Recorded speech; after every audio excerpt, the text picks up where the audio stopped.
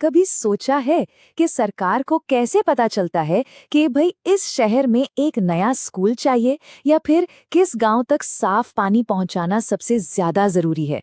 ये एक ऐसा सवाल है जो शायद हमारे मन में ज्यादा आता नहीं है, लेकिन इसका जवाब ना एक बहुत बड़ी, एक विशाल राष्ट्रीय प्रक्रिया में छिपा है। और आज हम उसी की पड़ताल करने वाले हैं, भारतीय जनगणना की। मतलब जरा सोचिए, देश भर में अगला अस्पताल कहाँ बनना चाहिए या कौन सा फ्लाईओवर ट्रैफिक की समस्या को सबसे बेहतर तरीके से सुलझा सकता है, ये फैसले सिर्फ अंदाजे पर तो लिए नहीं जा सकते। तो फिर सवाल वही है, सरकार को ये कैसे पता चलता है कि असल जरूरत कहाँ है और क्या है?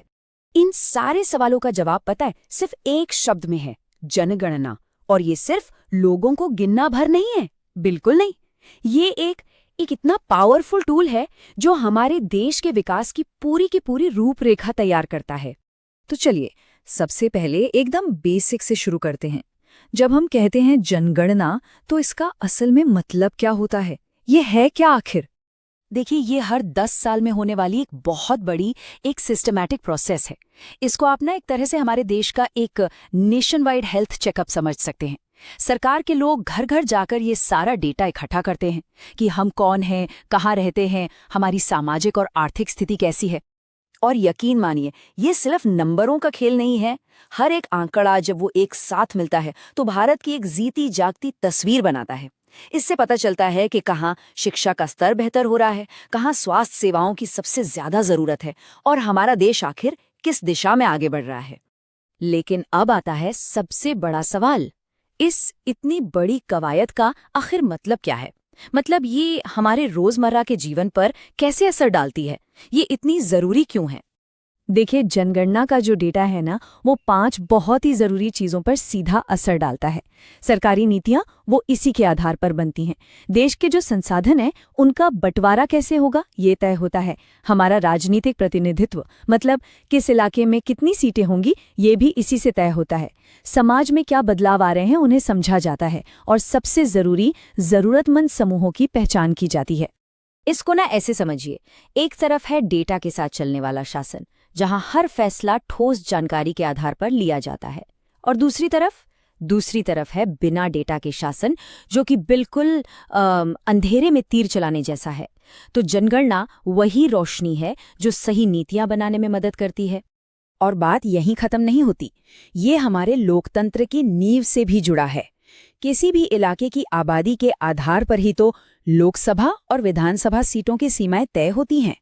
इसका सीधा मतलब ये है कि जनगणना ये तय करती है कि संसद में लोगों की आवाज कितनी मजबूती से सुनी जाएगी।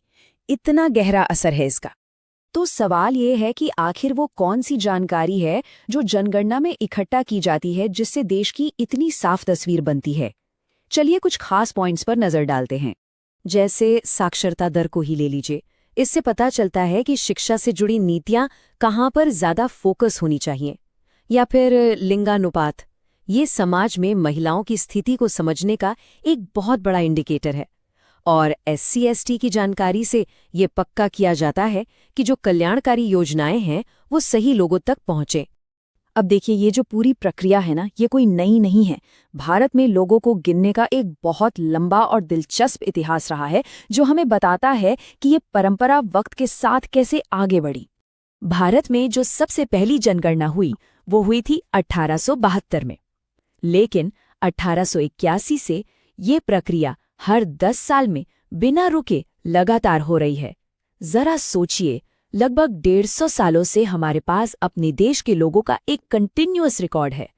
ये अपने आप में एक बहुत बड़ी, एक अविश्वसनीय उपलब्धि है। तो सबसे जरूरी बात जो समझने की है वो ये है कि जनगणना कोई एक घटना नहीं है, बल्कि ये एक चलती हुई कहानी है। ये भारत की कहानी है जो पीढ़ी दर पीढ़ी दर्ज की जा रही है। और हर 10 साल में इस कहानी में एक नया, एक बहुत ही महत्वपूर्ण अध्याय जुड़ जाता है। और यहीं पर हम आज का ये विश्लेषण खत्म करते हैं, लेकिन एक सवाल के साथ। अगली जो जनगणना होगी वो हमारे बारे में, हमारे समाज के बारे में और हमारे साझा भविष्य के बारे में क्या नए राज खोलेगी? ये एक ऐसा सवाल है जिसका जवाब हम सभी के आने वाले कल को एक नई दिशा देगा।